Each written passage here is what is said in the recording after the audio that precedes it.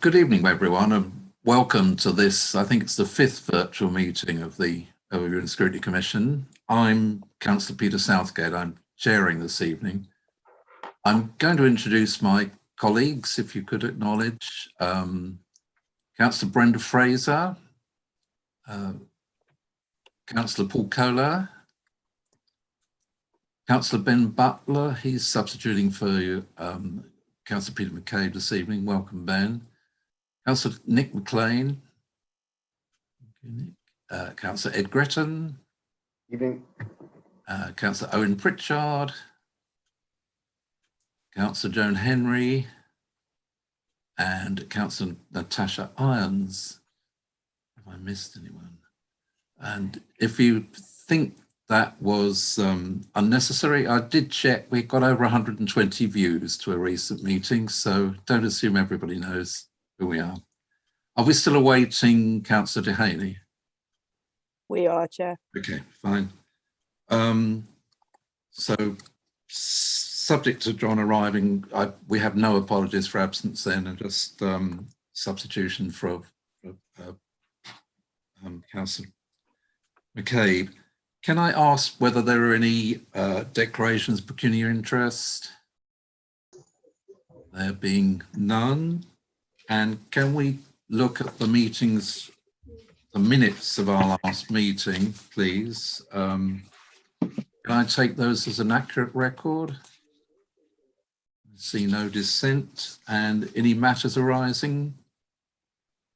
I take that as no. So good, we will go on to the main part of our business this evening, which is our scrutiny of the budget and business plan.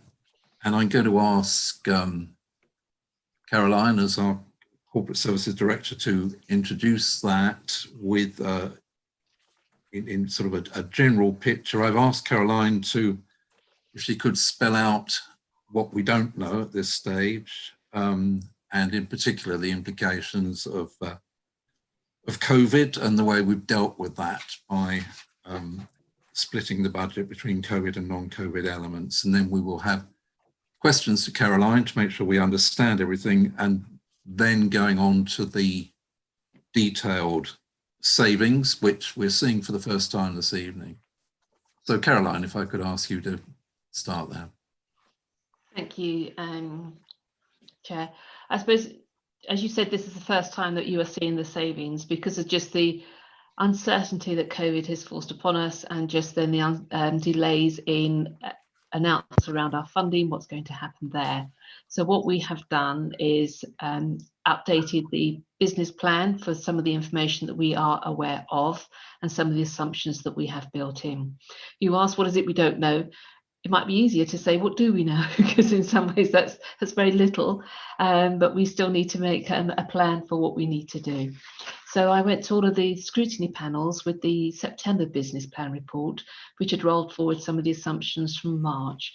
So I suppose it's just for members of the Commission who weren't at those panels, we had started the year back in sort of March with a gap of 1.3, and then we went through, reviewed our pay award assumptions, our inflation assumptions.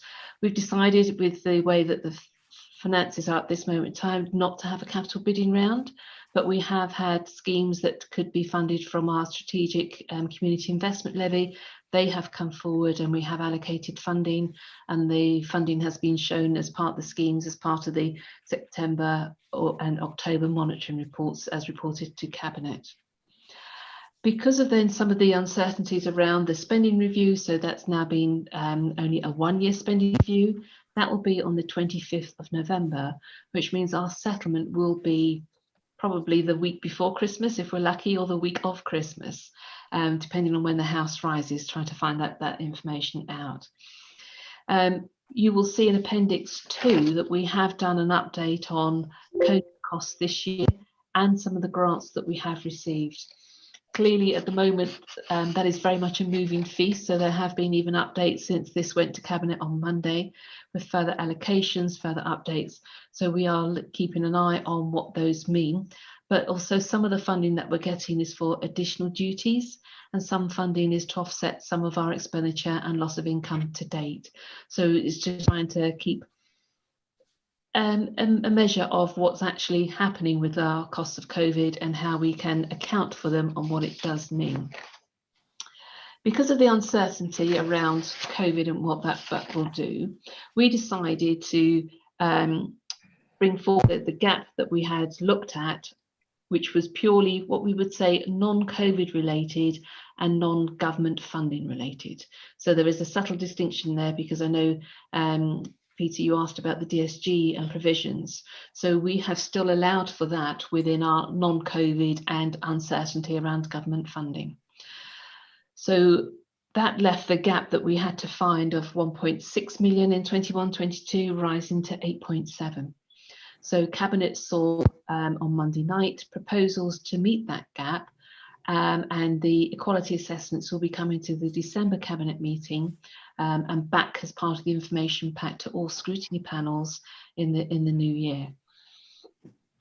But clearly, with the level of uncertainty that we've got, what we did in the September business plan report was say that levels of income is clearly being affected with the pandemic, and therefore we had a range of assumptions around the loss of income that we would find. We had levels of assumptions around the growth that we may be needing, and depending on various assumptions that are taken. And then we also had issues around savings not achieved. So within our monitoring reports, we do update on savings not being achieved, and therefore how likely they are to be achieved going forward, and also make some assumptions around that. So the gap that we talked about in the September report ranged from 6.1 million up to 33.5 million. Clearly, whilst I normally try and say we plan for the worst and hope for the best, 33.5 million to find by April, I think, was even a step too far for us.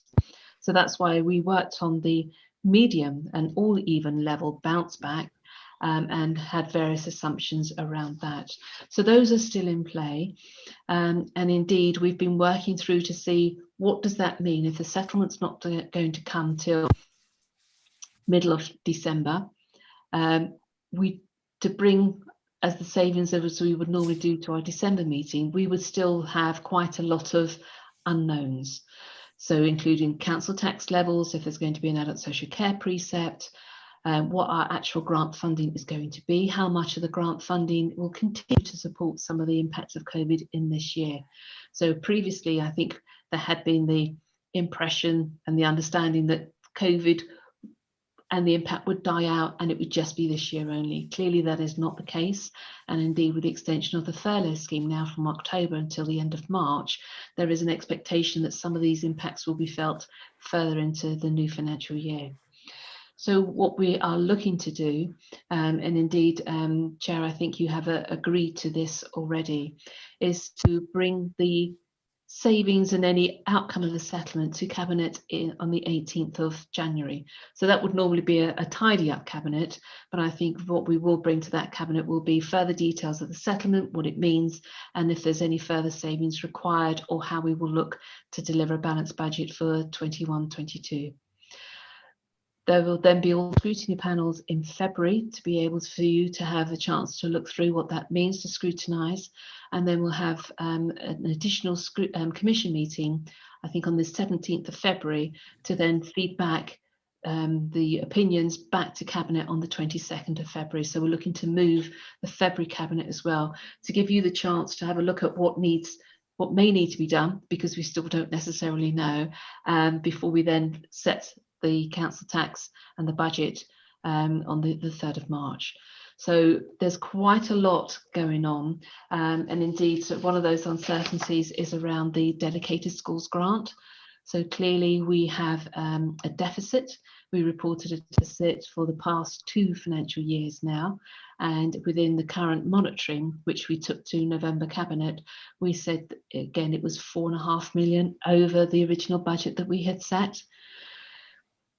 There has been the statutory override, the instruments laid in the House of Commons last week, However, that only allows you to show the deficit as a negative balance for 3 financial years. With the, I think the impression or the interpretation, either the government may come forward with some funding to actually sort that out, or our deficit recovery plan will actually resolve and deal with the deficit. Now, you'll be aware that our deficit recovery plan that we brought to Cabinet in January showed our deficit at the end of the 5 years was £65 million. So clearly, even with some of the measures that we had undertaken, and the expansion of Melrose School was one of those options that we looked to mitigate the impact on the DSG, we clearly are unable to close that deficit down. So we just want to give some further time and thought as to what do we do with the DSG deficit and how we deal with that.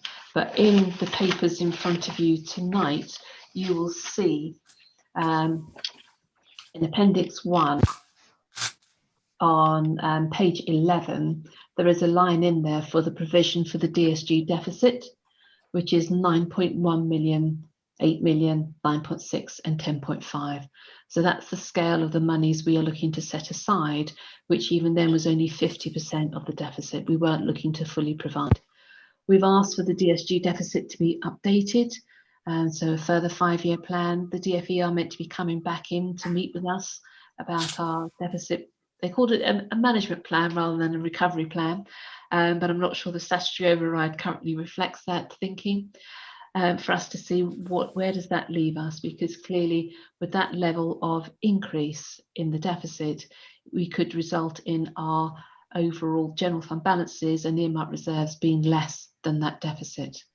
Clearly we'd set out a strategy, and the Standards and GP Committee last week, the external auditor gave a value for money opinion and commented on our strategy there. So if we're looking to change our approach in any of the strategies, then it could have an impact, A, on our value for money, and also potentially, if we're able to deal with it at the end of 22-23, an impact on the accounts at that stage. But happy to stop in there and take general questions on the budget and update before. I know you want to go through the savings in details, Chair. Yeah, thank you, Caroline.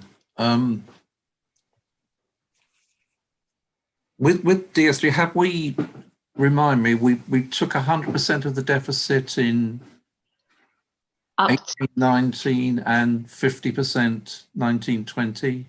No, so we've provided for 100% for the deficit that effectively we thought would be in play by the end of this financial year. Right. And then we provided for 50% going forward. So okay, we should have 22.6 million to provide it against the deficit at the end of this financial year. And in simplistic terms, that's now held in a kind of suspense account. Is that one way of looking at it? Yeah. One way, as well as some monies to assist with the spending review if that doesn't give us some of the answers that we thought. But clearly only having a one-year spending review, it could mean that there may be some additional monies for us this year, and therefore the further 3-year spending review may tighten that down. But until we see what the totals are for government departments, we won't know at this stage. Yeah, okay. And sorry, just council tax, thus far we've assumed 2% increase. But no adult. No adult social care precept at this stage. No. So we wait. And we're still waiting on notification of what any change to the referendum limits might be, or whether we can actually set an adult social care precept. Sometimes the referendum principles come out ahead of the settlement, but we've had nothing around the timings at this stage. Okay. Other questions for Caroline? Owen. Thank you, Chair. So just because you raised the issue of council tax, can you remind me and the committee, roughly speaking, what 1% in council tax is worth in terms of revenue? About £900,000. Thank you.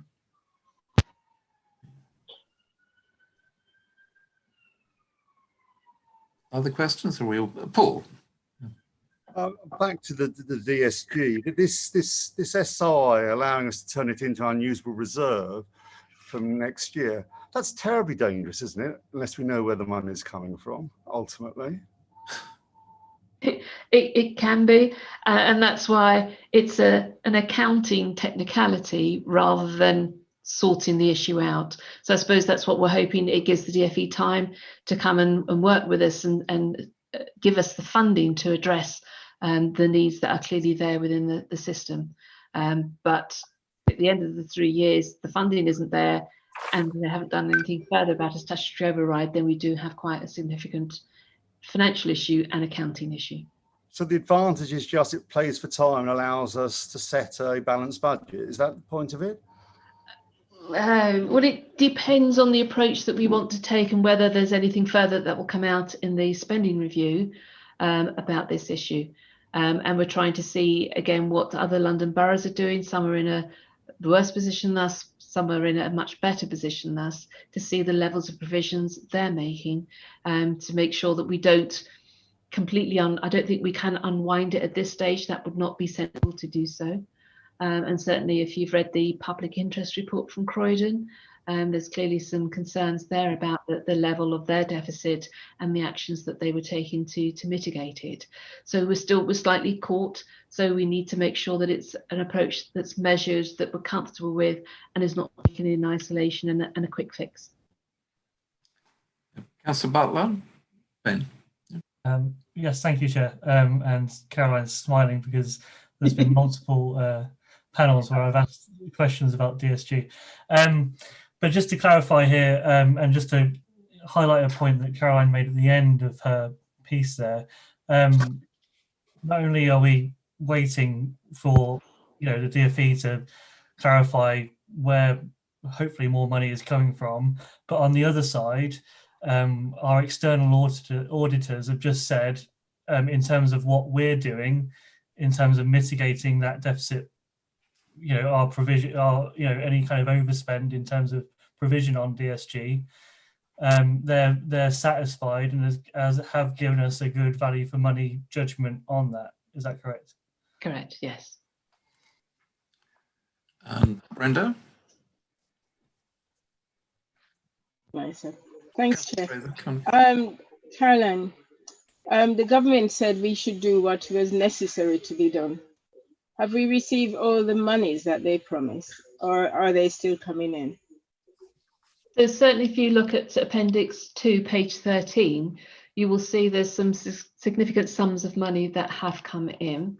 And indeed, then at the bottom of page 12, that's where we've said these are the additional sources of expenditure, additional loss of income, impact on our council tax and our business rates. And you will see that we are still showing a net cost. However, there are further sources of income coming through.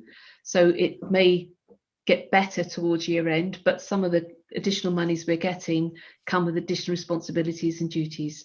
So we've been informed of I think the winter grant, which is then going to cover for free school meals, other food, other essential items for families and for single households. And that will be up till the end of March. So there's additional monies coming through with additional responsibilities. So again, we need to manage that. You will see on that appendix to the second page, the amount of business support grant we have received. And then clearly we have had further allocations as we've gone into a lockdown, but also we were in tier 2 slightly as well. So we've got additional revenues to give out to businesses, which some are for each period of 14-day lockdown. So we're working our way to hopefully start to pay some of those out to businesses next week.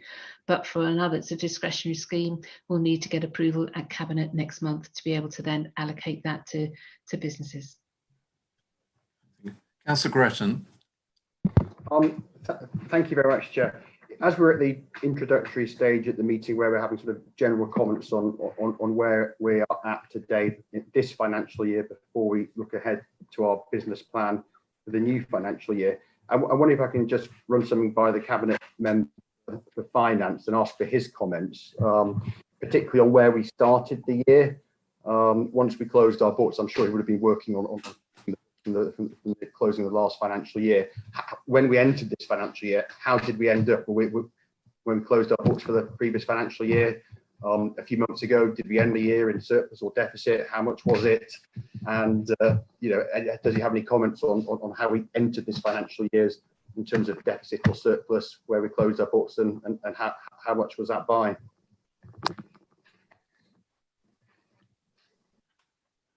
Councillor Ellison, do you want to take that one? I was asking for comments from the Cabinet Member for Finance to see if you wanted to see, coming into the financial year, how strong or weak a position we were in, just to understand where we're at today. I don't know if you'd like to respond. Can we be clear, though, that the coronavirus was started in the last financial year? Exactly, yeah. It started. The costs, both in terms of outlay and in terms of reduced revenue, began in February, didn't they? The last few weeks of the financial year. So I just would be good to hear from the Cabinet Member for Finance as we come into this financial year. Did we come in with a position of surplus or deficit? What did our books look like? I'm sure we spent the summer working on closing the books for the last financial year. Where did we end up?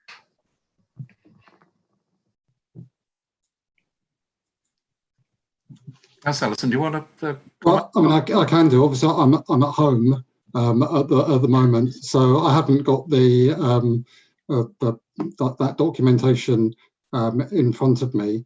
I know that when we entered the new year, in terms of planning for the medium-term financial strategy rather than the financial monitoring, we were in a pretty good position as of the beginning of March. And going into April, I think that the gap that we were estimating for this coming year was around about £1.3 million. And that's only risen to £1.7 million if you take out the COVID costs.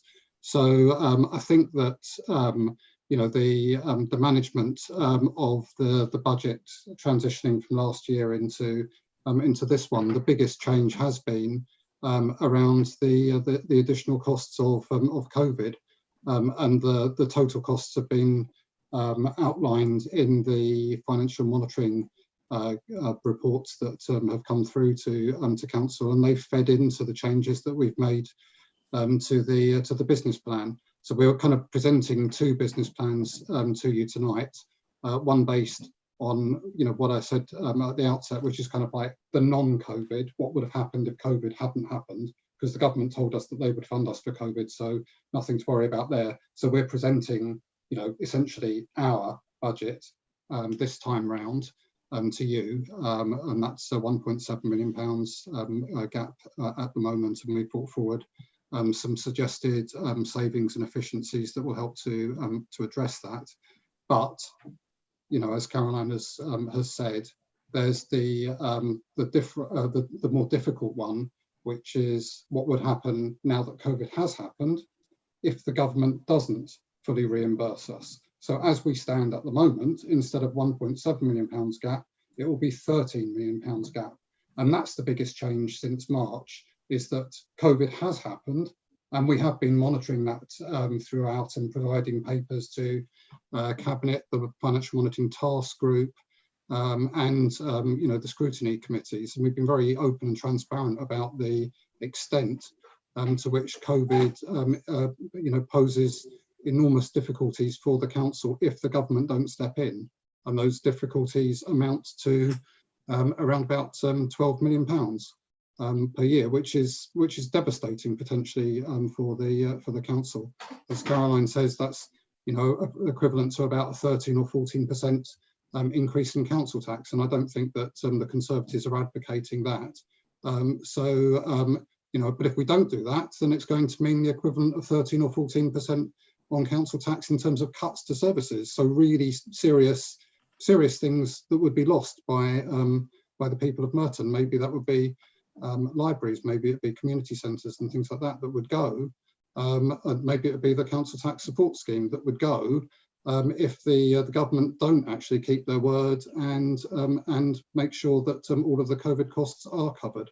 Okay, thanks. but Chair, we'll Chair, get. he was asked a simple question. Yeah, if I could just find it absolutely, it's just a matter of scrutiny, Chair. I find it extraordinary the Cabinet Member for Finance does not know how we closed our books at the end of the financial year, if it was a surplus or a deficit. And I could tell you we finished £6 million as a surplus, 1.7 million on the general fund and £4 million in additional grant funding from the government. That's stripping out all the COVID costs for us. Yeah, Chair, are we dealing with the papers? The numbers Are we dealing with before the us papers? tonight is my point.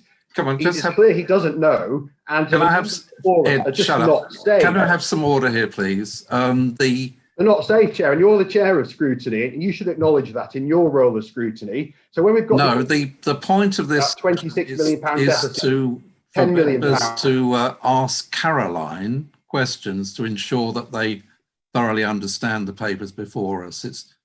I mean, the cabinet member I know is here to observe, but not really front line to answer questions. You can't answer a question on where we close the financial year. It's not in the paper. Mate, it's not what we're doing tonight, okay? Deal with this the budget. It's a fundamental. Let's pull it Don't together, know the answers of the cabinet. Let me come on to Councillor McLean, who's had his hand up there for quite a while.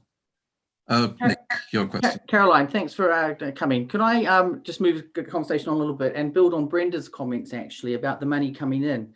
In the list you gave us, you didn't mention the local government income compensation scheme for lost sales fees and charges. Now, that's a significant, if we look through the methodology of how that's calculated, that is that the council absorbs the first 5% and then the remainder is 75% in the pound. Now, if we're looking at the current losses of sales fees and charges, if you apply that formula, that's £7.8 million. Now, I appreciate that you don't like to put things in and you play it safe with regard to until it's practically in the bank, but that's a significant amount of money. And when the finance cabinet member is going around, bandering numbers all over social media, 15 million, 6 million deficit, these numbers are significant. That cuts that in half. Now, if it's not in you haven't received it yet, surely it should appear as a note in these papers to say, look, based on this formula, there's potential 7.8 million pounds. And I just think that if members are to be scrutinising this, we should be getting the full picture, not a picture that looks a little bit with a political slant to it.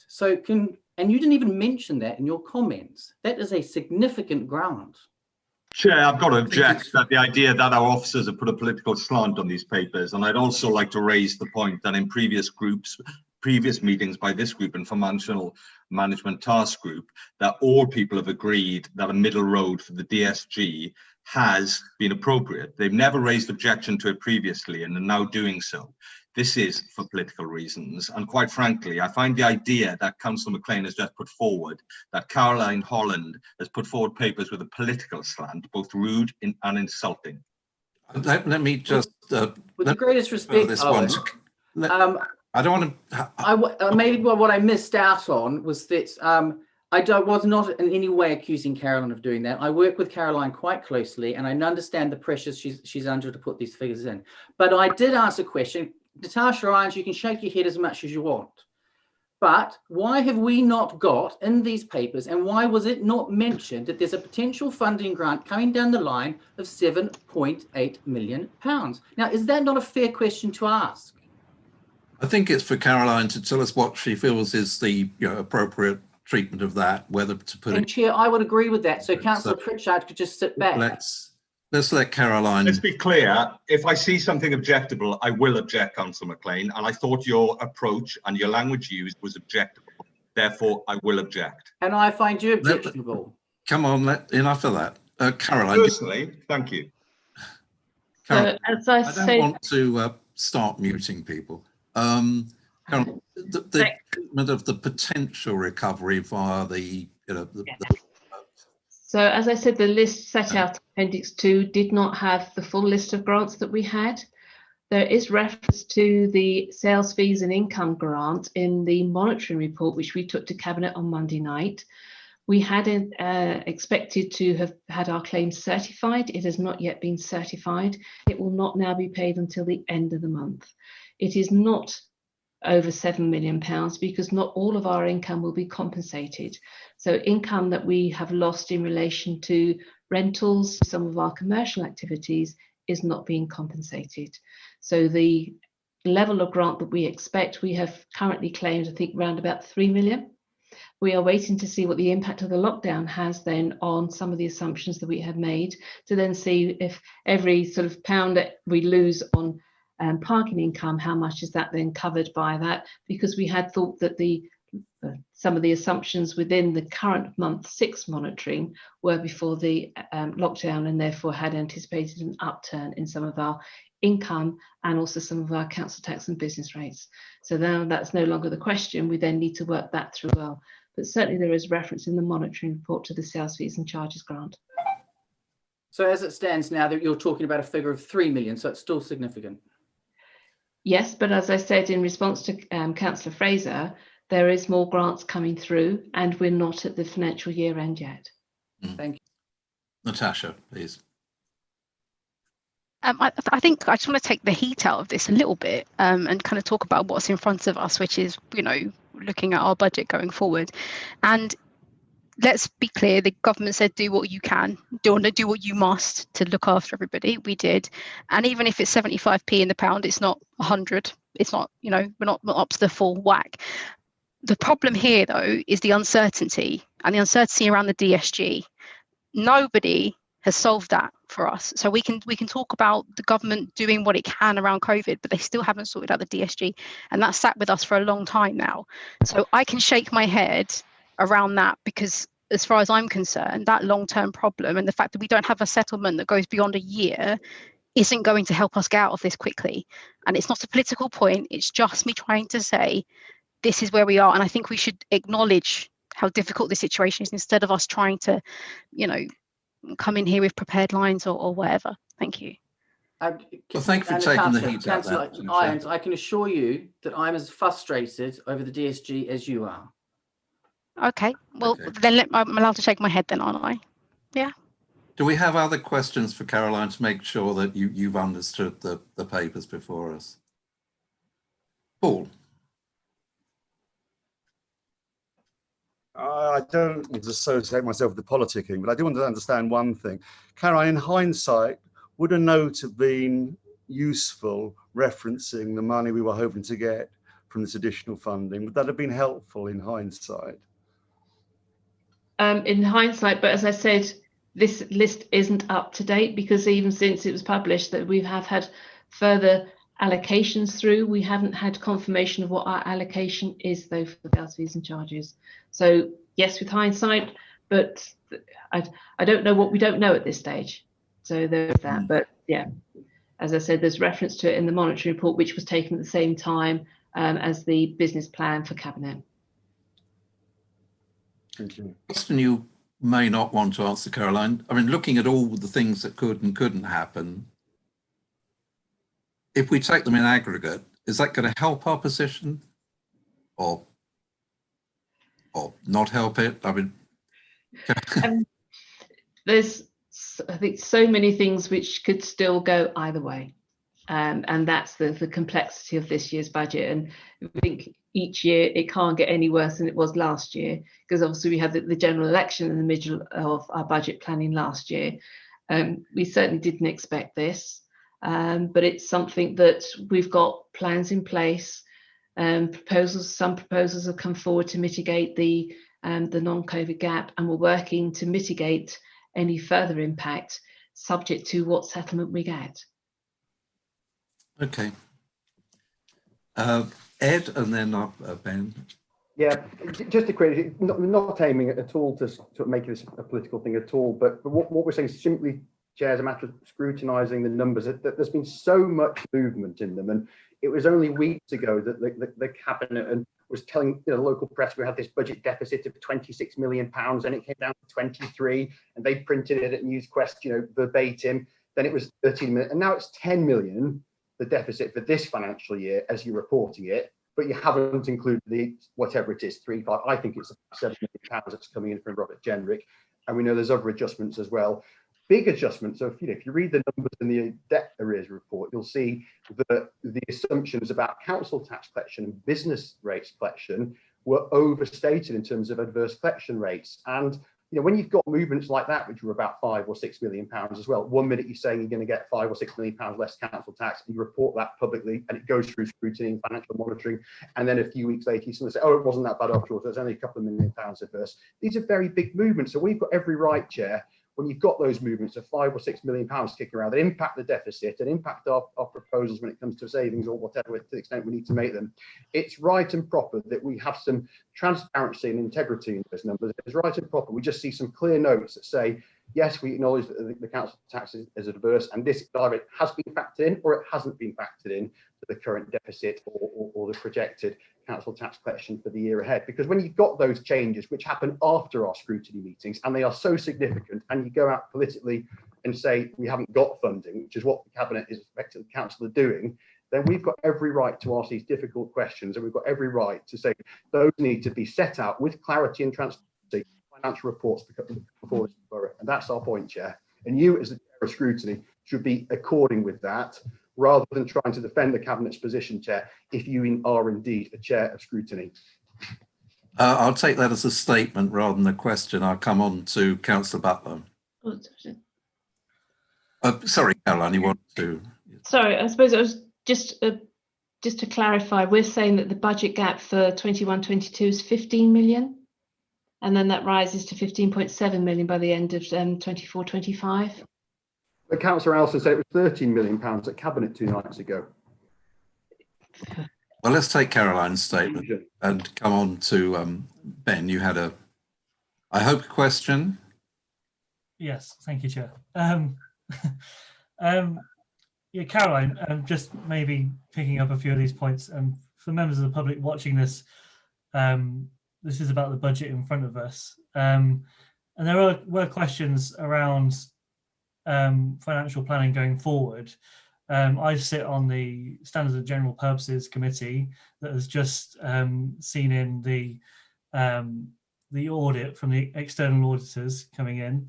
Caroline, could you just explain, probably clearer than I could in this setting, the external auditors' consideration of our medium-term financial planning, which sets out some of these coronavirus figures looking forward, and the assumptions, you know, we're talking about all these different sets of funding that we're not sure about yet.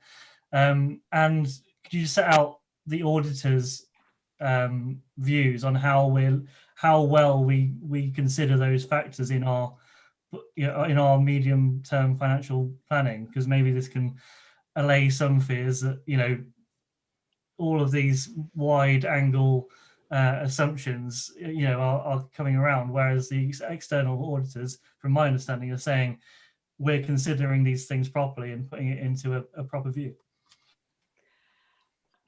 Thank you. So as part of their assessment, we had to prepare a statement of going concern, much extended than has currently been the case before. It's just normally been, yes, we're fine, we can continue, we're a local authority, we never go bankrupt.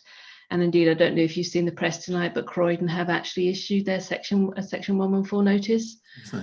So for this financial year, so they do not feel that they will have a balanced budget this year, let alone before we get on to next year. So the external auditors went through our assumptions, our planning for September, business plan, the current projected monitoring, our assumptions around that, and then how that fed into this year. And I think what's maybe slightly confusing, we have our monitoring report and the outturn and what we think that the cost of impact of COVID is and the grants associated with that. However, there is a longer term impact on our income, there has been a longer term impact on our savings, and maybe a longer impact on our growth. So those are what we have fed into the business plan going forward.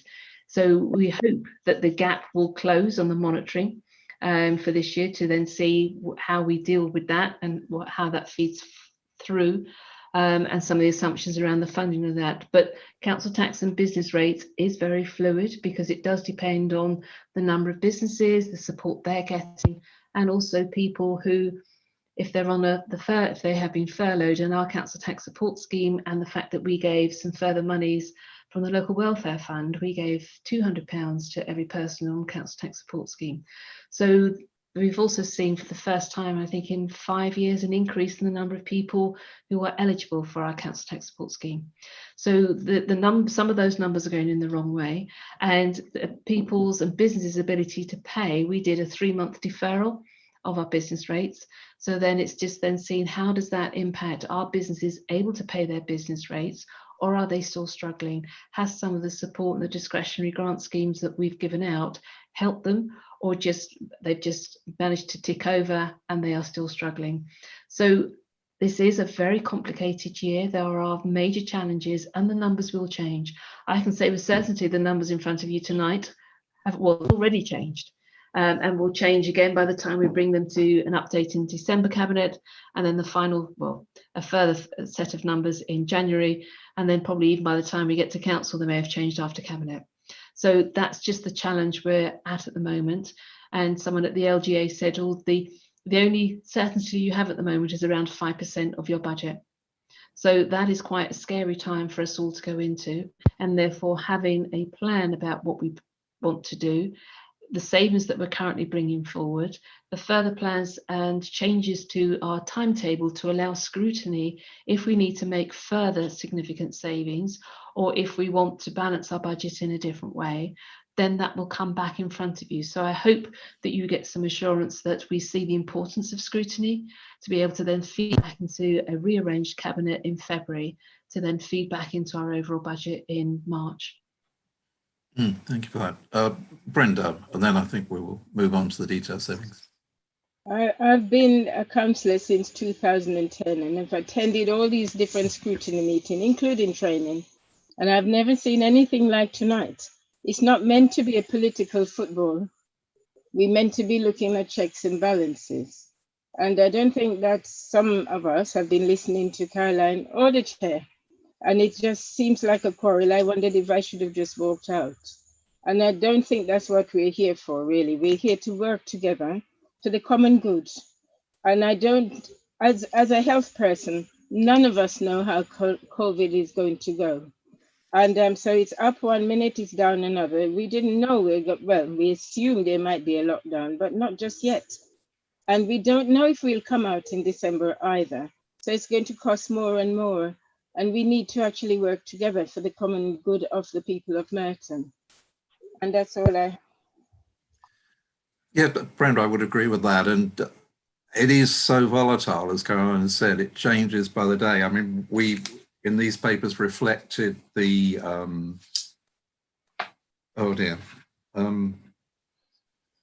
the news that we were going into a further phase of lockdown, but then even since then, we've had the announcement of a vaccine. Perhaps that will lift the economic climate. So it's almost impossible to know, really, isn't it, just how things are going to play. And it certainly is. I can claim more years on scrutiny even than you, Brenda. But it is unique and, as I say, like by far the most difficult situation we've confronted in the some 18 years I've been involved. Saying that, I think we're going to move on now to the detailed savings. And I can see your hand there, but I'm going to, if there's time at the end, we'll come back. But I'd like to take you on to page 15. We have some savings there for within our remit as for corporate services. I think they're mostly quite straightforward, and I think all we need to do is make sure we actually understand them, but I don't personally have difficulty with them. Caroline, if you will answer on these, or? Yes, Chair. Fine. The second one there, CSO2, doesn't give any detail. How is that saving to be achieved? So we're looking to give up some consultancy budgets. Okay. So that with limit flexibility and some other things we want to do, but that's sort of the main item within that. People always think it's good when you cut consultancy fees, don't they? A number of them made our need them, yes. Yeah. Okay. Any other questions on those first three items? Paul? Can you explain the third one to me, please? Well, this is where previously, when people were made redundant and there was pension strain, so if people were made redundant, then the general fund has to pay a lump sum into the pension fund. That was changed to be a lump sum, but previously we had been allowed to do it over a 5-year period. So we're just sort of catching up and making sure. So some of the budgets we set aside weren't matching the amounts of money we were paying into the pension fund. So I'm sure Councillor Pritchard will remind us our pension fund is now very healthy, is it not? Happily, yeah, it's 103%, I hope. I'm waiting for Caroline to correct me there. Yeah, it's 100%, 103%, and as a result of that, we're seeing a reduction in the number of contributions we need to make. So that's well done for a number of years, as I've said previously. We've also made a couple of substantial gains in qualitative gains in what we're doing with it, setting aside 5% for social impact, and also as decarbonisation by about 1/3 over the last 2 years. More work to be done in making it sustainable and robust and taking advantage of growing areas, but it's going well, and there's a lot of people to take credit over the last 10 years for that. Okay, thank you. So that was a saving sort of hidden in the knapsack, which we've now got out of a jar, is it, in effect? Yeah, so we only got that. Sorry, Caroline. We can only really sign that off over the summer, mate. The actuarial report didn't come through, so therefore Caroline can work on the premise of us knowing what we were doing until the summer. My husband only commented on that because in previous years we have put substantial sums, 3 million, 5 million, into the pension fund to address the deficit. So it's very nice to be on the right side of that particular line now. Shall we move on? Looking on page 16, two savings there fairly. And the one there, if I may, Caroline, to ask you about is the contract savings IT procurement, quite a big item. How can we be confident that that can be realised? So that was in relation to some monies we set aside for our Office 365. But there was also some transfers from our customer contact programme from when we had GDIT and some of the costs associated with that. So moving away from that, we now have that reduction there we can offer up. Okay, so that's actually far more in the bag than the yes. wording here would suggest. Thank you. Right. So if everyone's content, if we come on within the Children's Schools and Families budget on page 17. I think I understand that one. With increased school rolls, so we get increased income automatically on a per head basis, really. Yeah. And we are showing this as a current underspend in the month 6 monitoring report. Yeah. Again, on this, why didn't we know about this already? Why is this something emerged now? Or did we know about it? And again, so it transpired this year. So we are showing that in the monitoring report. And we do say to directors, if you're coming forward with savings, the first point of call really should be ongoing underspends. So Rachel's brought this forward as one of her ongoing underspends. Okay. Well, why is the risk analysis deliverability high on that? Isn't that quite a secure one, this one? It should be. I can take that back and ask her to review that. Because yes, if it's already in. Okay, shall we go on? On page 18.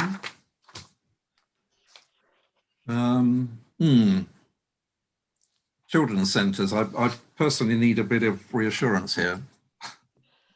So I do have some commentary from Rachel because she wasn't able to be with us tonight, although if you did need her to dial in, she said she would be able to. But I think what she's saying is the number of children's centres has remained unchanged. The range of services being delivered from the buildings has reduced, and it makes sense to consolidate the offer into fewer locations. therefore prioritising service delivery over keeping a particular number of buildings open. So to decommission them and find alternative uses, and recognise that there may be some tenants we can get into those buildings, or to see how we then look, if there are tenants already in, do we need to mitigate where we would move them to? And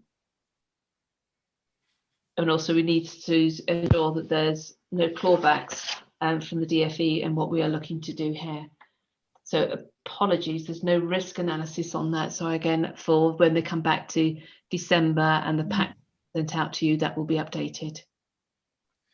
The fewer centres we have, though, presumably the greater the distance that families with young children will need to travel to reach their nearest centre. Potentially, but then they'd get a better offer when they get there, yes. Okay.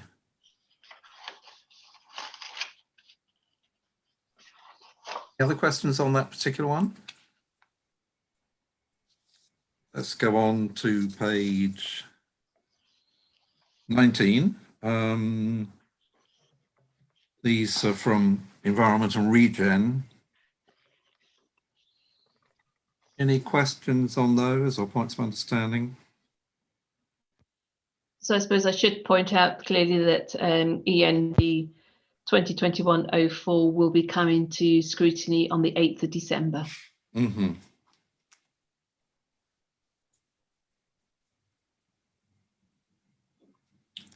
And obviously these have to be estimates, don't they, at this stage, as to the extent to which the different charging system will in fact act as a disincentive. Yeah. Correct. And as you can see by sort of year 2 and 3, we are showing that as we anticipate behaviours to change, there will be a reduction in the income from the fees charged. Thank you.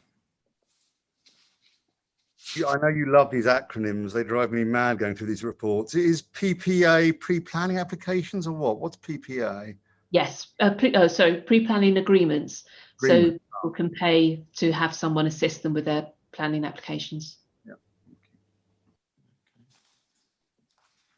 All right with that? Yeah, let's go on. Page 20.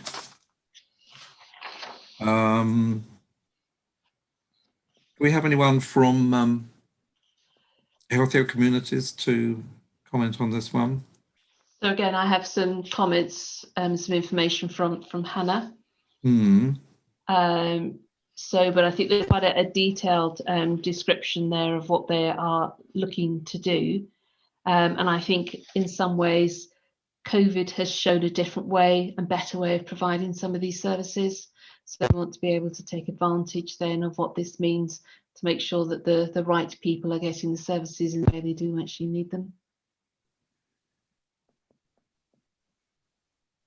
It's a shame Councillor McCabe isn't here, isn't it? I think he might have quite a bit to say on this. Anyone else? No.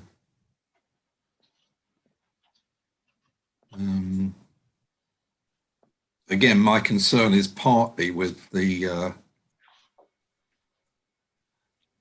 needs of the carers of the elderly as well as much as the elderly themselves, and the importance of day centres to them. Yeah. Well, certainly we are looking to bring a revised carer strategy to the Health and Wellbeing Board.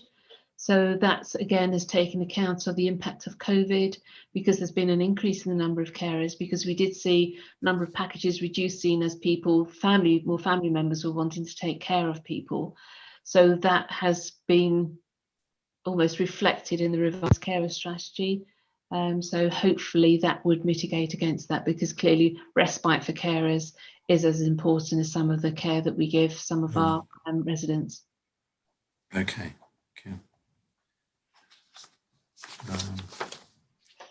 The last one we have, oh no, it's not quite the last one. Similarly, but for in-house residential provision for those with learning difficulties. Caroline, can you tell us what happens to these people? And is there an assumption that some of them can graduate to a greater degree of independence or have I misunderstood that? I think there may be more supported living rather than residential homes.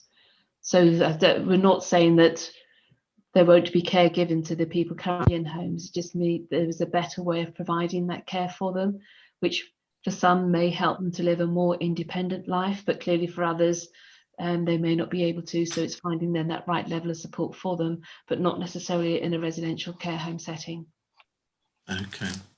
There is reference to TUPE here. Are we talking about possibly outsourcing this? Depending on if a housing association or voluntary sector wants to take on some of the, or provide, there are some voluntary organisations that provide supported living. So if they were to take on, then there could be the potential of TUPE. Okay. And the last one we have, and this is the only one, in fact, that would impact on the budget for 21-22, concerns the dementia hub and the proposal that be recommissioned. What exactly does that mean, recommissioning it? The contract ends in September 2021. And the current hub itself, we're finding it's not necessarily very accessible for people. And again, it's finding a different way of finding that, but still potentially moving the base to Collier's Library. That's a dementia-friendly building, and maximising opportunities. So it's taking the opportunity if the contract comes to the end to review the service again in light of the knowledge, because we want sort of to enhance the offer with other more generic services rather than focus in particular in one place. Okay.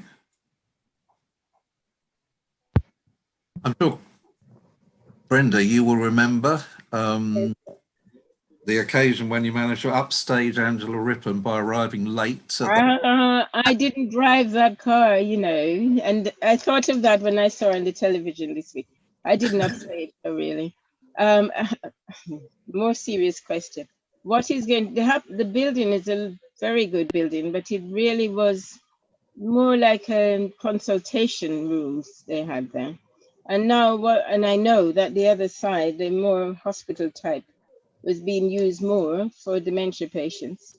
And that was working quite well. And I think that's what you're talking about, if I'm right. Yes. I'm just wondering what will happen to that new building, please. I don't have that detail at this stage. So when come back in December, I'll have that information for you. I'll see if we can get that circulated with the minutes. Thank you.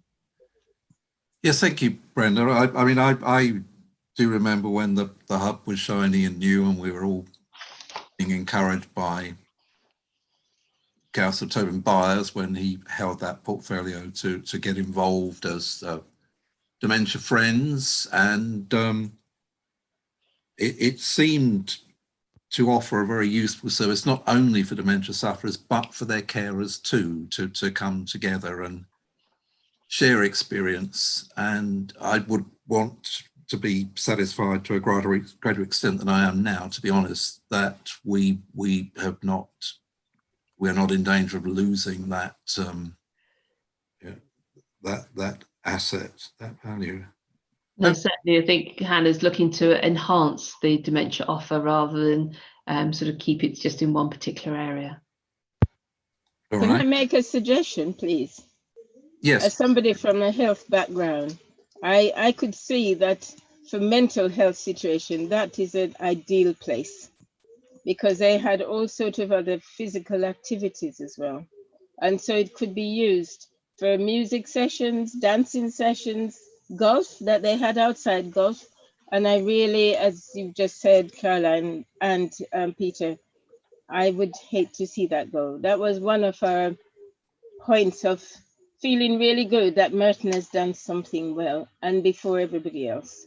And it would be really sad to see it go. Joan, please.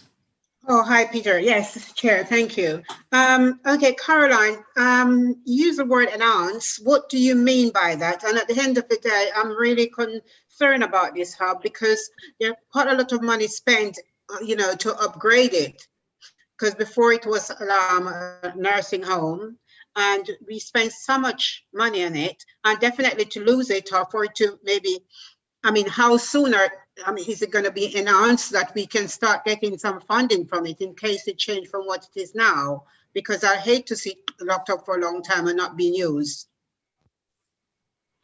Well, as I said, I don't know what's happening with the building, so I'll get some thoughts about, or some comment from Hannah as to what her thoughts are, and come back to you. Good. Okay. Well, let me remind you, we need to make a referral back to Cabinet on our thoughts on these savings. I have drafted something for you to respond to. If Rosie, can you put that up onto the screen? Yep, no problem. Chair, bear with me. Can everybody see it now? But yes, there's a fifth point at the bottom, but that's we can come to that. That's fine. Okay. So can I just pre-see this very briefly, that we do appreciate the chance to look at the budget. We, in particular, we appreciate the difficulties that Caroline and her team have had putting it together in these unique circumstances. Second point, that we do see the sense in splitting between COVID and non-COVID elements in the addressing the budget deficit, and just focusing on the non-COVID elements for the moment. Because of the uncertainties over so many streams of funding that Caroline has set out for us, we would ask Cabinet to defer final decisions on non-COVID savings until the funding position is a lot clearer than it is now. I've then flagged the 4 savings that bothered me the most. I didn't necessarily feel that they bothered you as much, but they are around children's centres, in-house daycare provision, residential provision for those with learning difficulties, and the dementia hub. And I'm simply saying there, we haven't got the equality impact assessments. I really don't think we could be making recommendations or decisions on to approve those without seeing those first. And the final point really is that the size of the COVID gap really could, and we've argued about how big that is, but I think we can all probably endorse the position of the LGA that it is vital that the government does what it said it would do, in the words of Mario Draghi, to finance in full all the challenges that we have faced, including lost income and local tax losses. So can I use that as a basis for going back to Cabinet with our referral? Paul? Yeah, I'd agree in particular about the 4 you've picked out. I was going to say, it got so heated earlier, I didn't want to look like an attack on you, Caroline. It's not, but you've sold them very well, these savings, and made some of them sound excellent, you know, actually moving things forward on Dementia Hub, etc. And that might well be the case. But convincing as that was, I would like to see an equalities impact assessment and see all of that before we give it our agreement. Mm. Yeah, that's fine. They'll be coming to December Cabinet. Yeah. Looking for other faces now. Thank you, Rosie. Otherwise, can we accept that as a basis for referring back to Cabinet?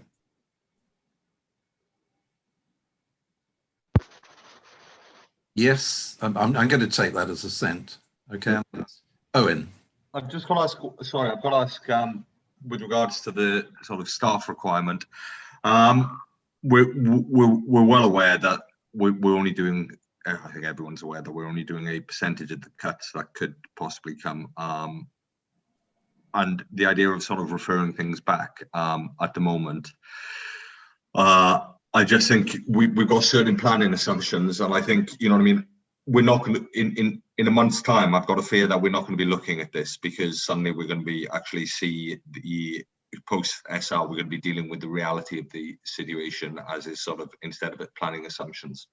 And therefore adding to work and sort of destroying planning assumptions comes at a staff cost. Is this something that we want to consider? Is that normally I would say yes, send it back, but we're going to be seeing a whole new, one would imagine, budget within the next sort of 2 to 3 months.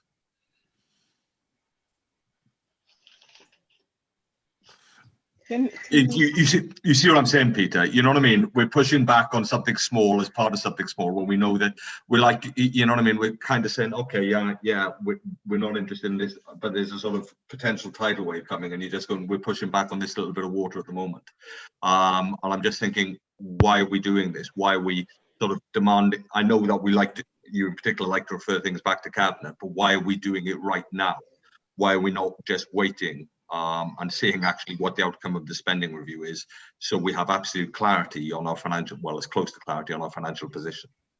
Well, what is the point? I think there are a couple of points there. One is that we can't really do our job of scrutinising unless we have the equality impact assessment. So we defer till we see those. And the other is, yes, we are. There are going to be other rounds. If we can make some progress at each stage, we should be trying to do that. But we're certainly not pushing back on these savings. We're just saying let's defer until we can be clearer as to whether they are appropriate. Okay, I was just raising it. I'm not going to lose any sleep over it. Okay, Councillor Allison.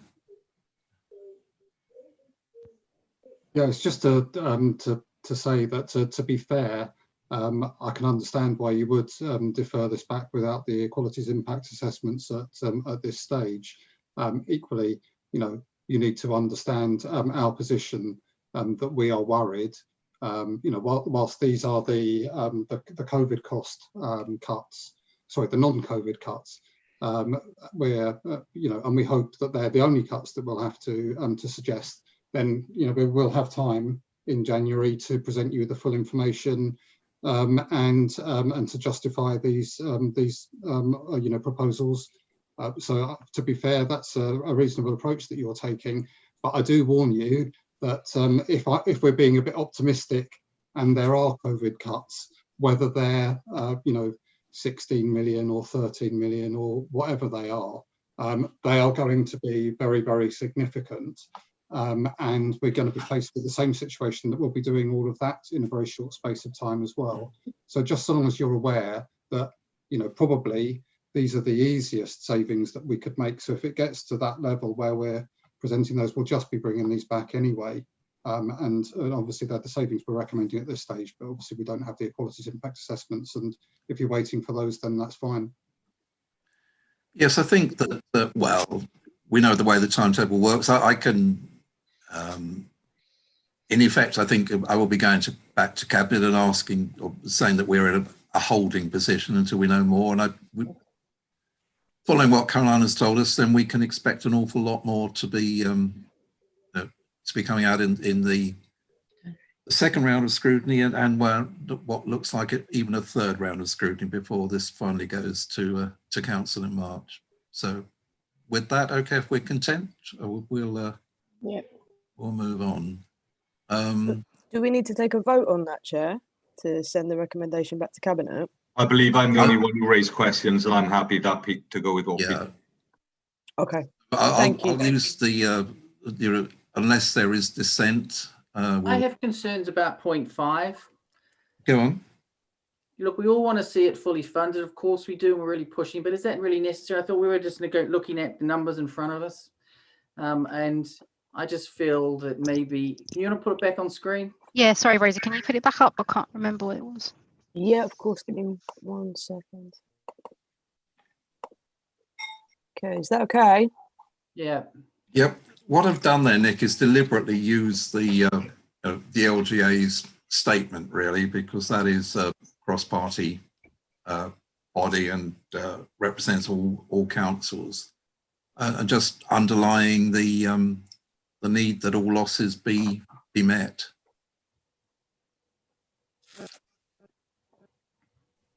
It is, if it gives you any comfort, it is James Jameson's you know what I mean? He's nuanced that. All right. Okay, Nick? Agreed. Yep, good. Thank you. And thanks, Rosie. That's fine.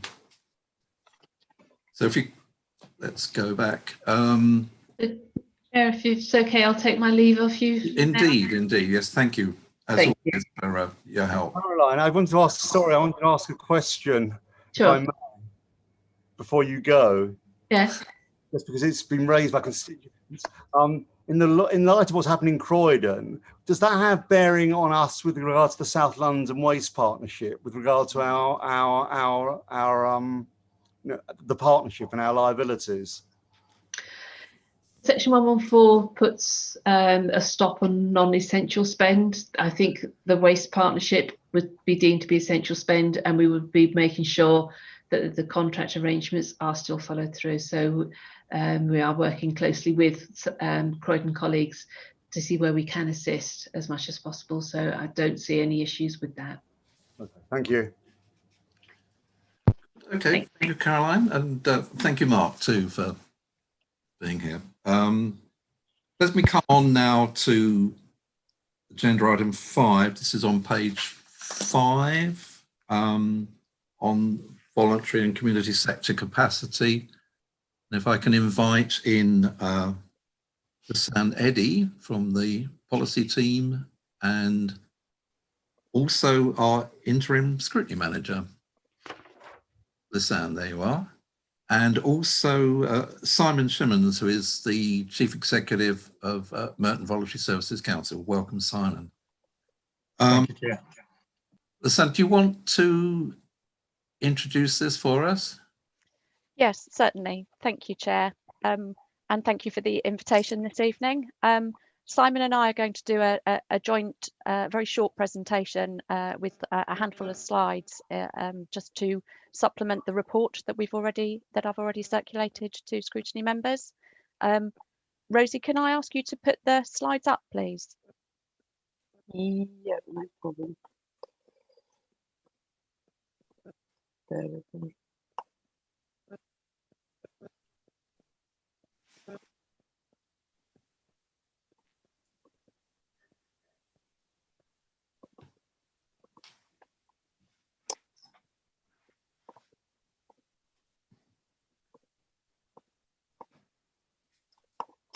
There's always a technical issue. It never works when you want it to, does it? Okay, is everybody able to see that? That good, yeah. Fantastic. Okay, thank you. So as I've mentioned, this is a joint presentation between myself and Simon, and we're here to address the Scrutiny Commission on the voluntary and community sector and the impact of COVID. Next slide, please. So Merton Council has a strong history of supporting and investing in its local voluntary and community sector, with good news stories of £60 million of funding over the last 5 years. The council's actually increased the level of funding in 2019 for the second year in a row, that resulted in a £10 million worth of grants, commission services and other discretionary funding being awarded. However, that was the good news. The not so good news is that, as you would expect, the pandemic has taken its toll on the sector particularly hard. There is evidence of significant increased demand for local services and support, but at the same time, organisations have seen substantial impact on their finances and income. The National Council for Voluntary Organisations, the NCVO, has predicted a £4 billion loss to the sector in just the first 12 weeks of the pandemic, in just their ability to fundraise in donations and loss of income. Next slide, please.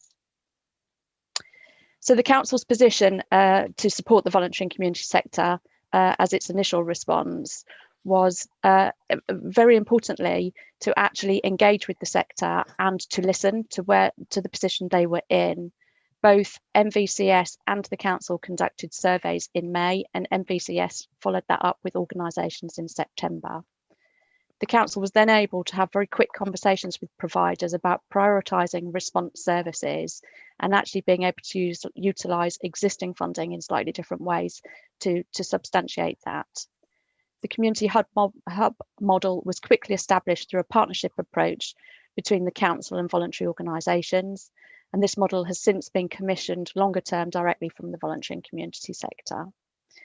Additional funding was made available to key services demonstrating significant increase in demand, and that's both specifically Citizens Advice and the Polish Family Association.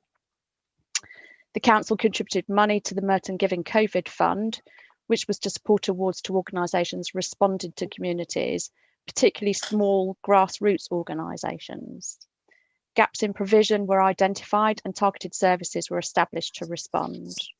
And the council committed to continuing to understand the impact of COVID, particularly on Black, Asian and ethnic minority communities, by engaging in some dedicated research. Next slide, please. Over to Simon. Yes, good evening. I'll just start with this infographic. We produce this every month in terms of the breadth of the work that MVST does to support the voluntary, community and faith sectors across the borough. This is just a snapshot. This isn't absolutely everything we do, but I think the important thing through the pandemic is the MVSC team have all been still fully functional and providing the support that they did prior, in addition to taking on additional work such as the Community Hub and the Merton Giving Coronavirus Fund, which have both been quite considerable successes. So I'll very much just canter through this because you can sort of see the numbers. We provide funding support, which is absolutely crucial at the moment. We also effectively try and coordinate volunteering across the borough. So we work with the likes of the Mutual Aid Group and the Dons and all the other organisations that deploy volunteers to make best use of them in the period. They've been absolutely invaluable, as many of you will, of course, know. We do online training, often with partners in subject areas that are really important to a lot of small organisations. And we have done a very recent survey of nearly 600 volunteers to compress that down to a current 144 that are COVID focused and ready to be deployed as we need them, particularly as we came into this second period of lockdown. Our e-bulletin has quite a wide readership and sort of always has done. It currently runs at over 4,000 recipients.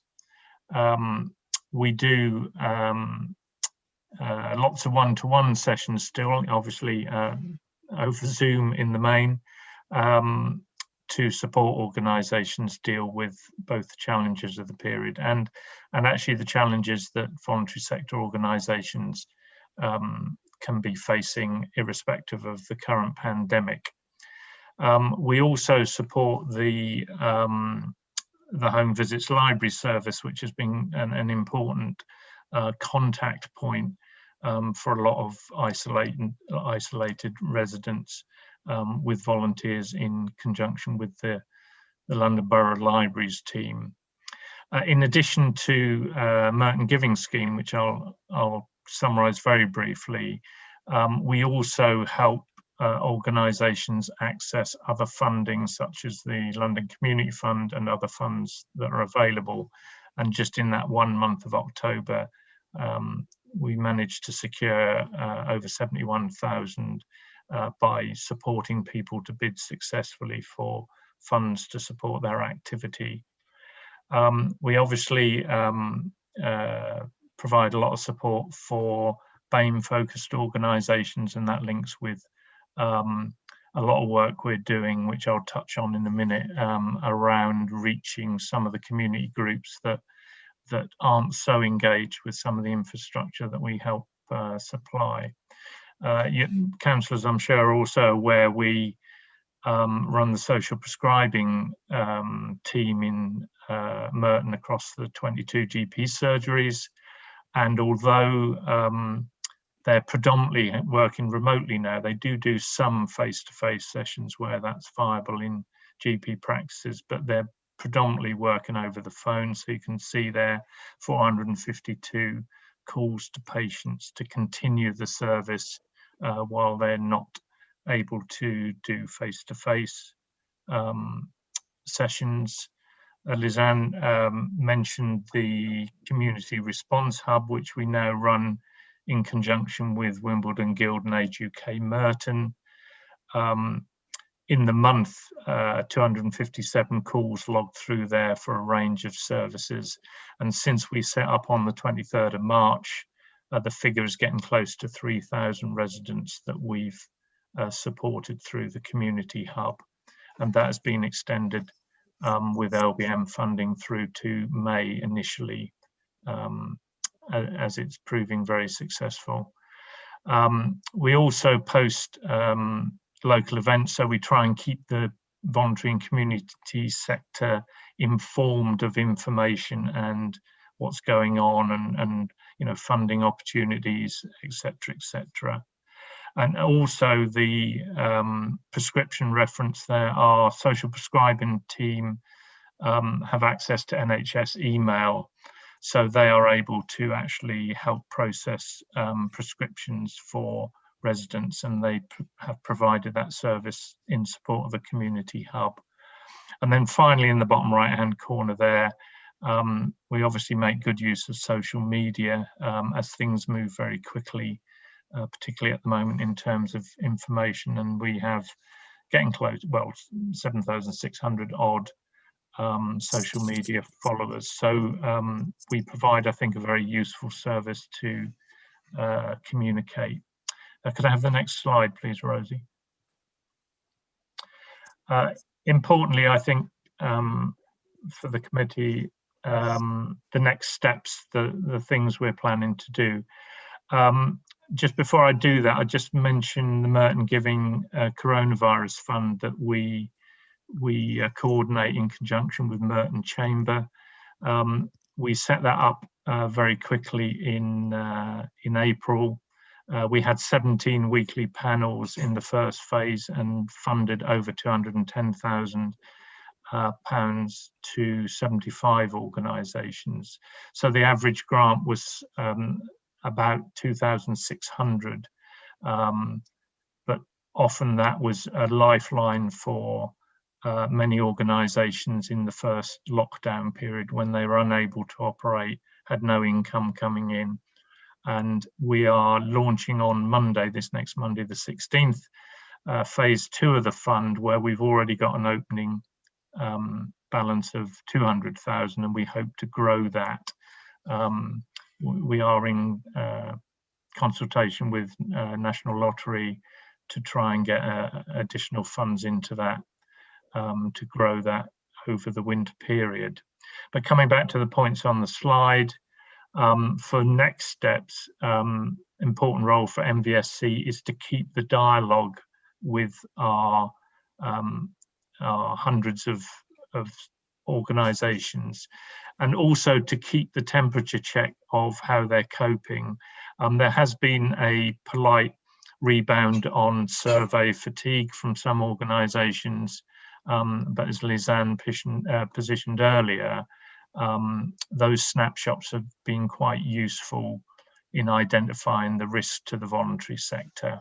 Luckily, and I checked today, we still, I'm pleased to say, do not have any evidence of any of those organisations actually ceasing to operate, but we do know many struggle, and we see that certainly from a lot of the applications that come through the Merton Giving Fund, where we've managed to provide, I hope, quite useful lifelines for them in the short term. Second point, which has come very much in conjunction with the Community Hub and the Community Food Network that we link in with, is that there are still organisations and some communities that are not engaging as proactively in the support that we provide. And there's a lot of work in conjunction with the borough teams, CCG, and the voluntary sector, and things like the community champions, which you'll no doubt be aware of, which I think is running at about 95 individuals at the moment, to make sure that we get the messaging and listen to what residents and certain groups need support and help with. And as you're aware, MVSC also runs the Health Watch contract for Merton, so we also access through Health Watch sort of voices as well. The third point is very much our core service, if you like, for MVSC, which is to support small, in particular, organisations to become more sustainable. And certainly, I think an issue with budget pressures, funding tightening and being oversubscribed. Every fund that comes out gets very heavily oversubscribed, which is not a surprise, is that we need to work with the sector to see if more collective working can provide some of the answers for the longer term. And the fourth point is making sure that we make full use of local volunteers. I'm sure councillors are well aware that Mutual Aid Group and Dons and other groups have been absolutely phenomenal in terms of particularly the early days of lockdown when emergency food parcels. I certainly saw them going out the afternoon of the first day of the Community Hub in Vestry Hall to people who didn't have any food, and it reminds us of some of that food poverty and other issues. And the final point, I think, is for me is making sure that we represent the interests of the sector at forums, particularly at borough level, but also at regional level.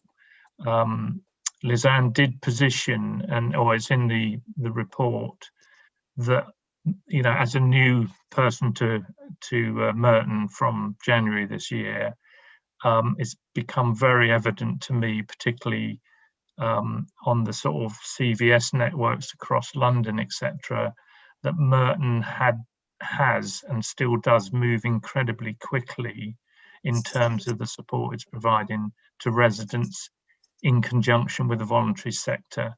And I do know, for example, that when we were on week 12 of our community hub, one of the other areas was saying we've just managed to get ours up and running. So I think that's a compliment to the connections between the CCG, LBM and the voluntary sector in the borough, and I'm very happy now to be part of that. So I think over to you, Lisanne, just to finish off, if I'm correct. Thank you, Simon. Last slide, please, Rosie. So the next steps, just in terms of the council's position, the Merton Council continues to support the voluntary and community sector, as you can see, against its work generally, but against the impact of COVID. As Simon's already mentioned, Merton Giving Phase 2 goes live from next Monday, and the council has committed an additional funding pot of 130,000. Merton in March of this year signed up to the London Funders commitment and is recommitting to that in this month, which is a general statement of funders across London to actually support the civil society going forward. We're continuing to seek opportunities where we can to work with the voluntary organisations to find funding and resources. We continue to promote and support the community hub model, and the council is at the very early stages of scoping alternative models for commissioning preventative work using the learning from the pandemic response and the community hub approach. Happy to take any questions.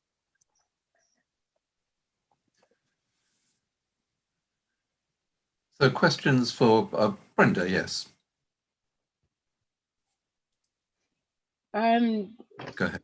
Say thanks very much, Chair, and thanks for the presentation. I am aware of Merton Voluntary Organisation, and you're doing a very good job, but I haven't seen some of the organisations that work tirelessly in terms of the transport.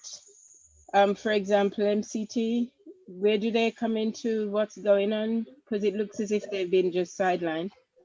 And I must declare that I'm one of their trustees. I can respond there, Councillor Fraser, if I may. Fitzroy and MCT are absolutely linked in. I think there was a period where in the initial lockdown that they weren't being used and utilised as much as they could have been. But certainly, because I sit on a number of meetings with Fitzroy around the food network and community hub support, I have got the impression over the last month or so that the positioning of Merton community transport to support things as they fire up again. You know, for example, we're doing stuff around the lunch club network to try and fire that up and actually make it more connected. And certainly Merton community transport is seen as an integral part of that. So I appreciate that, as was true of a number of voluntary sector organisations, they did literally grind to a halt in the first lockdown for a period. But certainly they're part of the plans for how we come out of the back of this, hopefully as soon as possible. Just add something. Could you make sure that their names get mentioned, please? Absolutely, yes, I will do. Other questions for Simon and Lisanne? Yeah, Mansour, please.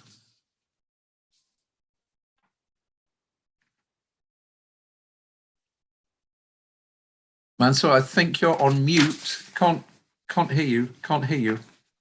Thank you. That's better. Thanks, Chair. Thanks, Eddie and Simon, for the presentation. It's really appreciated that the Council has been working to develop a short-term and long-term approach to take us through the immediate crisis. I just need to know the method and application of this short-term and long-term approach, please. Thank you. Okay.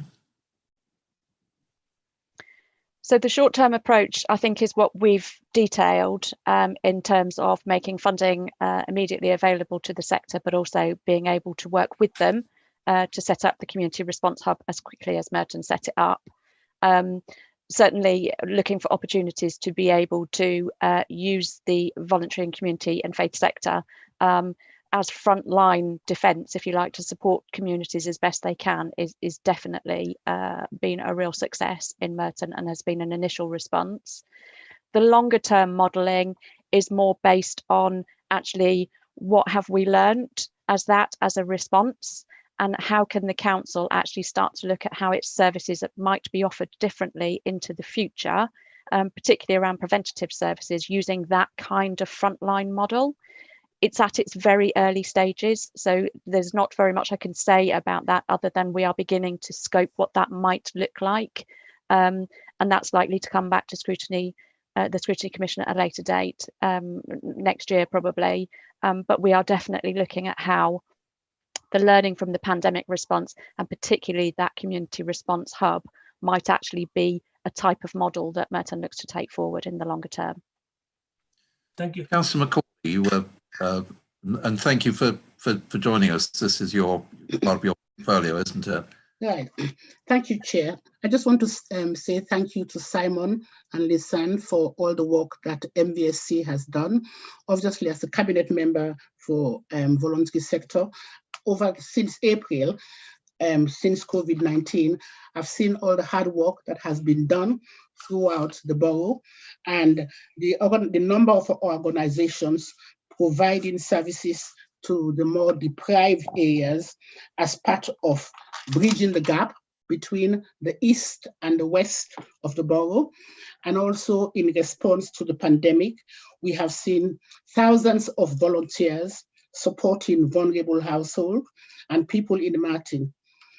I would also like to say that Merton is the largest provider of services via the Citizens Advice Bureau. And since COVID-19, they have been experiencing a significant jump in advice demand in terms of debt and also employment law matters. And they have done a brilliant job throughout the pandemic. Even though the office is not open, they have taken thousands and thousands of telephone calls. And it's also good to say that as a result of the coronavirus, which was set up by Martin Giving since April to August this year, we have supported 75 organizations, and there has been 6,500 residents, who have benefited from the support which has been given. I hear what Brenda say about Fitzroy.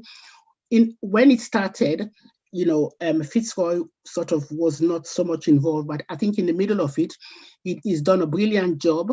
He's done a lot of delivery to older people and people from Black and ethnic minority community.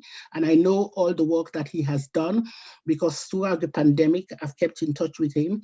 And I know the organization MCT have done wonderful work in terms of helping people who are less privileged. And also, I must say that even up to tonight, there was a community champion meeting set up by the MP, Siobhan McDonough, which was from 6 o'clock to 7 before this meeting, which I attended. And it was good to see a lot of our BME residents participating to see what the community championship is all about. And throughout the period of the last 3-4 months, I think I've attended about 5 community champions meetings. And it's been good to see there's been lots of volunteer organizations who have participated in this. And I think a lot of other boroughs are asking me, how comes Martin is so involved with their residents? And I think it's through the MVSC with Simon as the champion, chief executive, doing such a brilliant job in promoting what we can see is a very difficult period for everyone during COVID-19. And I would like to extend my sincere thanks to the other groups, Wimbledon Guild, the Dons. There are so many people involved. Everyone has been doing their jobs. Even the local churches are involved. In fact, where I live around Lower Morden, I've seen a lot of the local churches doing delivery to older people who cannot help themselves. So well done to Martin. Thank you. Yeah, thank you for that, Edith. Thank you very much. Natasha. Yeah, just a couple of things. Firstly, obviously, I mean, the kind of response has been amazing, and as I think it's Edith's pointed out, the reason our response has been so agile is because we have the MVSC and we have a coordination between the council and the voluntary sector. We're really lucky to have that, especially in times like this. A couple of points in the report, it mentioned the survey you did amongst your organisations, and it mentioned that particularly the smaller groups serving BAME communities were feeling that they might not be able to survive this time. I'm wondering what kind of support we can give those organisations, because they will be obviously critical in terms of the the disproportionate impact of COVID on BAME communities and how they bounce back. And then second to that, as we come out, whenever I read through things, I always notice there's very little mention of like young people and kind of organisations that particularly are helping, say, young people kind of deal with the overall, the overwhelming pressure of school and the fact that their lives have all been completely thrown up. And I wonder if there's any scope to bring on more of the kind of charities that look at kind of young people's mental health and stuff like that. Yeah, and thank you for those questions. The first one, immediately following that first snapshot, which was in May, the development team, as we call them in MVSC, really prioritised those organisations, the very small ones, and particularly those who were obviously sort of putting their hand up to say that they are very concerned and were worried about the way forward. So we really have skewed our resources towards support for them. And it's not just immediate stuff, it's more in the longer term. We in amongst those volunteer numbers, the circa 600, some of them are what we call non-COVID because they're potential trustees or people who provide sort of support to a small organisation to allow them to sustain. So we reacted immediately, and to be honest, coming fresh to it, it wasn't that we weren't already reacting to the needs of those organisations. They just got fiercer, quicker under COVID. In terms of the young people agenda, we had a Health Watch steering group this morning, for example, and looking at their plan going forward. And certainly we're focusing on young people voice in terms of that. And I suspect some of you may have been on the mental health crisis sort of conference yesterday. I think there was 460 people across London on that, looking at how we help those organisations that can provide support. And as we know, mental health doesn't just affect older people, it's more prevalent and has come to the fore in the pandemic. So we're very mindful to work across the range of organisations. We have something around 600 plus on our database that we deal with, so quite a list to support, but we do try and focus in those areas. And I had Joan, Councillor Henry, who's disappeared from my view. I believe she's lost her connection, Chair. Oh, right. Oh, well, we don't know what her question was. Brenda, please. Yes, Simon, it was asked about young people's mental health. They just at the middle of the pandemic, it was in June. So we started the pandemic in March, end of February. And at a JCC meeting, there were quite a few of the public, and a young lady there was so touched by the needs that she ended up starting a supplementary school, which I can send you the details. They started off with 6 young people. They've got 40 odds. And last week we had 99 people on the Black History online, and from all over the place, including celebrities. So hopefully they will spread the news a bit more. And it was not just to help with the loneliness, but to help with their schoolwork. So I'll send you the details, and you can make what you think of it. But I think it was really good for them to start with this. And they are not even being paid, but MVSC did give them some funding. Yeah. Councillor Fraser, thank you. I was just going to say, remembering many of the very small organisations that we were able to grant fund in phase 1, many of them, or quite a few of them, supported both educational needs and that isolation issue with young people that was affecting them arguably as much as some of our older residents. So yeah, I think certainly through the Merton Giving Scheme, I think that's been a very broad ability to help organisations, including some that were supporting very small numbers of very vulnerable people to some who obviously got much greater reach. And certainly the scope of the phase 2 that we're now stepping into next week will again be able to reach a broad range of organisations and resident needs. And as Councillor Macaulay kindly said, the phase 1 sort of summary report estimates over 6,500 residents supported through those direct grants. So that's a sizable impact, which I think everyone involved is quite proud of. Joan, Councillor Henry, do you want to try again, or are we're probably still out of contact there, I think. I think in that case, I am going to close now by thanking. Joan, do you want to try? Chair, I'm very, very sorry. I'm having a problem with my internet connection. I have to be moving from room to room. On the BME and MVSC, just want to say I really thank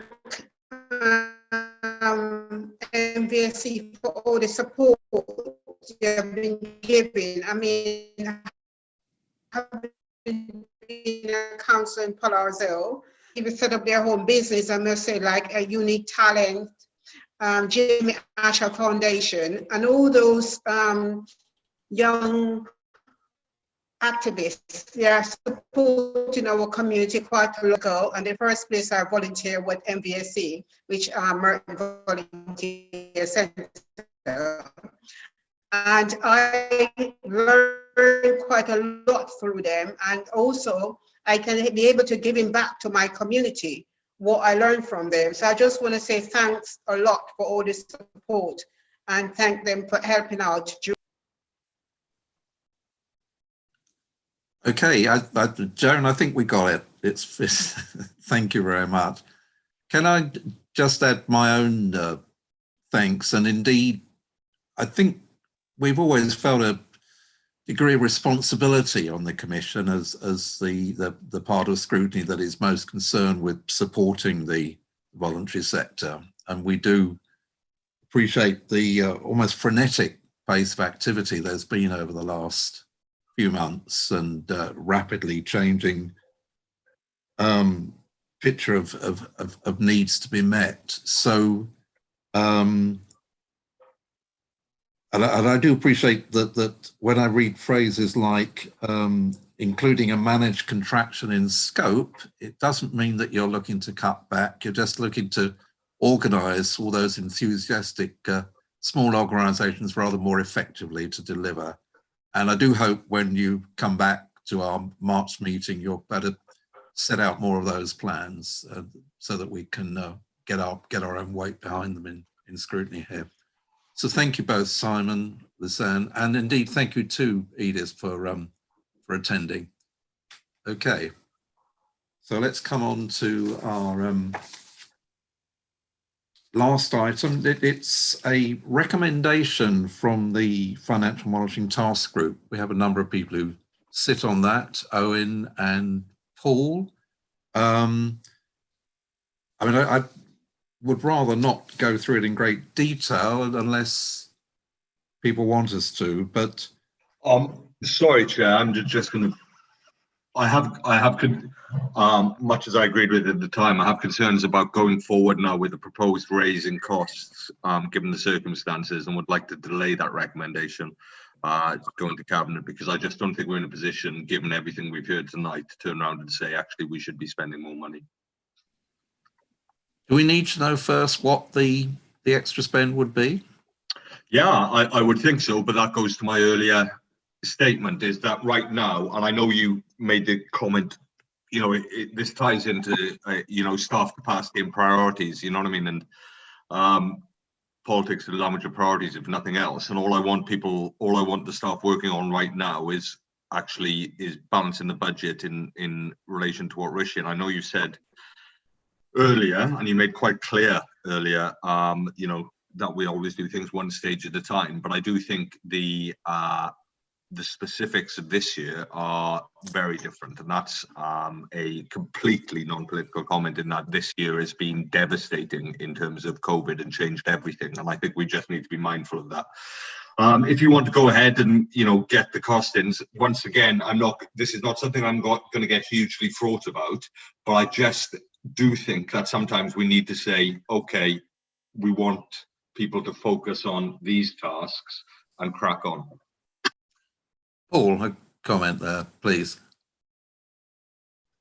Sorry, I understand where Owen's coming from, but we made a commitment to Merton Sill on this, and terrible as the next few years are going to be financially, I suspect, for local authorities, it can't be the most vulnerable who suffer. So I would like to see the costings of this at the very least, because we did make that commitment, and it's been 10 years now that we've had this £10 limit. If I can offer a thought on that, I do think it would be worth modelling say if we apply RPI over those 10 years and see what the disregard would now be. I mean, that is something we could bring back very easily to our next Commission meeting when in January. Ed. Yeah, I'm just pointing out, I think nobody disagrees with it in principle, but you know, if you've got an increment of a couple of pounds a week, that would take you to the average discount of £12 a week. But if you want to go further than that and go to 14, 15, 16 pounds a week, something like that, even at a 12, moving from 10 to 12 pounds a week, it's going to give you an increment of 100k a year. So if you're saying you want to give a discount more generous than that of £4 to 14 pounds a week or something like that, it will add up, and very quickly you'll have a cost of something in that range, 200, 300,000 pounds a year, which over the course of a term of an administration, you very quickly get to £500,000 or more. So that's the sort of cost which will come out of the exercise, I think. So it's just something to bear in mind, yeah. Somewhat rarely, I 100% agree with Ed, because my math says roughly about £2 per week is £175,000 per annum. So I think let's take it that we are not going to take this to cabinet now. We are going to do a few more sums. I mean, there is, just a minor offset there really, is that if you raise the disregard to the extent that you then don't need people to produce quite the same volume of detailed invoices for their expenditure, you may cut down a bit on admin time at looking at it all. But let's... That's a reach, Peter. Rosie. Peter, you mentioned about the RPI. Yeah. So I did a little bit of investigation into that. So the £10 equivalent now from 2009 to 2020 would be £13.50. So if the disregard was to be raised to £13.50, that would be... That's actually less than I'd have thought, but okay. So yeah, that's good. That's a And there are 762 customers that receive a DRE. So we could do the sums based on that. Well, the other reason a good discretionary element. So if someone is really struggling and needs that extra help, I think within the rules for scheme, they are able to apply and set out their personal financials. Oh yes, yes. Or more help, which is good. Yeah. If I may suggest, Peter, is that it's quite clear that the maths are doable and the opportunity cost is doable. And this committee is going to see over the next couple of meetings the state of the budget, and if it then wants to go ahead and make a recommendation on it in light of all the other cuts or savings or whatever else is happening, it could do so. I'm just saying, let's hold back. Let's be sure of the maths. It's relatively simple maths to work out, and then the committee can make an informed decision in a meeting, 2 meetings time. Yeah, I agree with that. We'll know a lot more in when we meet again in January for good or ill. So we'll be better placed then to set this in context. Everyone, I think everyone will be in agreement with that. Okay. And on the work program, it's not shown because you didn't really need it. The next meeting is on the 9th of January, Rosie. 20th. 20th, sorry. I'm getting, is the when we will have an awful lot more to look at with regard to budget. And then it looks like we're going to have a third session on the in late February, so 17th. It's not over yet. Okay, so thank you all for your contributions this evening. Paul, are you about to turn off, or are you about to go on?